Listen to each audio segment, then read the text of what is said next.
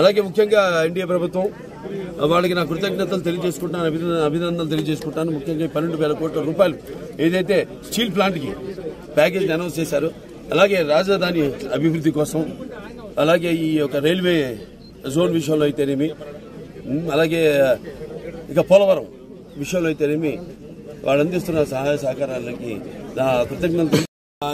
ఇలా అభివృద్ధి బాగా భౌగోళికంగా చూస్తే హిందూపురానికి మంచి భవిష్యత్తు. సో ఇప్పుడు మొన్న మా ఫైల్స్ కూడా నేను మూవ్ అవుతున్నాయి. మొన్న 92 కోట్లు ఏదైతే ఈ యొక్క రోడ్స్ వాటికి స్పెషల్ డెవలప్మెంట్ ఫండ్ కింద సీఎం గారు మంజూరు చేస్తున్నారు. అలాగే ఈ 120 కోట్లు ఏదైతే హెచ్ఎన్ఎస్ఎస్ కి మరమ్మతులు పైప్ లైన్ అయితేనేమి మార్చాల్సిన అవసరం ఉంది. అలాగే ఇంటింటికి కొలాయి నీళ్లు ఇవ్వడానికి అయితేనేమి, ప్రతి కొలాయికి నీళ్లు ఇవ్వడానికి అయితేనేమి, అలాగే ఈ మాకు ఇది ఉంది మన చలమత్తూరు గోరంట్ల ఎత్తిపోతల పథకం, అదొక 850 కోట్ల. అంటే అప్పటికిప్పటికి ఎస్కలేషన్ ధరలు పెరిగినాయి. అప్పుడేమో ఇప్పుడు 550, ఇప్పుడు ఇవాళ 850 అయింది. అంటే పోయిన ప్రభుత్వం దాన్ని పట్టించుకోలేదు.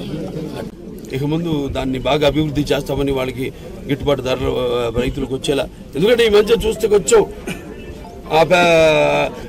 పంట మీద ఎక్కువ శ్రద్ధ కనబరచట్లేదు రైతులు కూడా. అంటే వాళ్ళకి ఉన్నాయి ఇబ్బందులు ఉన్నాయి. ఆ ఇబ్బందులు ఏంటంటే ఇంతకుముందు వాళ్ళకి ఉన్న బకాయిలు అయితేనేమి, ఇన్సెంటివ్స్ అవన్నీ కూడా మా చర్చించడం జరిగింది ముఖ్యమంత్రి గారితో.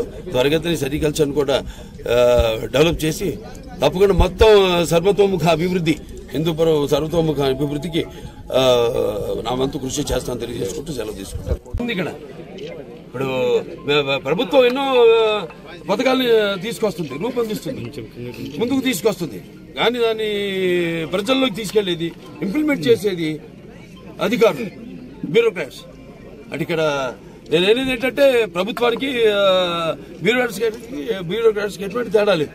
అందరూ ప్రజల సేవ చేయడానికే. ఆనాడు ఆయన అన్నట్టు రామారావు సమాజమే దేవాలే, అందులో ప్రజల దేవుళ్ళు, నేను అందులో ఒక అర్చకునిలాగా మేమంతా ఈ సమాజానికి పనిచేయడానికి అర్చుకున్నాం.